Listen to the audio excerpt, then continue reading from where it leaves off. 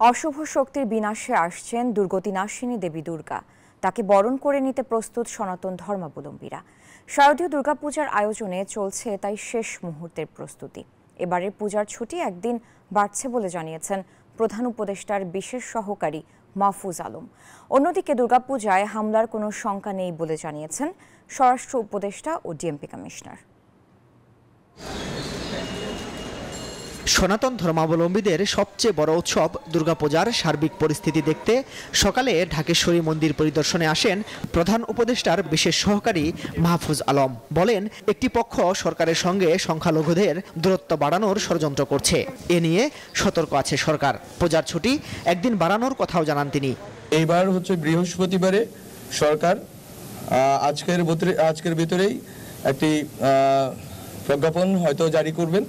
সরকার প্রধানের বিশেষ সহকারী জানান, হামলায় ক্ষতিগ্রস্তদের অর্থের পাশাপাশি আইনগত সহায়তাও দেয়া হবে। এনজিওর কিস্তি প্রথমবার বিকাশ পেমেন্ট করলেই 20 টাকা ইনস্ট্যান্ট ক্যাশব্যাক। নির্বিঘ্নে বৌদ্ধ সম্প্রদায়ের কঠিন চিবরদান অনুষ্ঠানের ব্যবস্থা করার কথাও জানান তিনি।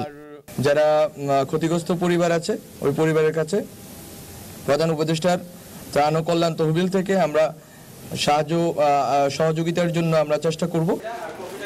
এদিকে সকালে গাজীপুরের কৃষি গবেষণা ইনস্টিটিউট পরিদর্শনে যান স্বরাষ্ট্র ও কৃষি উপদেষ্টা জাহাঙ্গীর আলম চৌধুরী।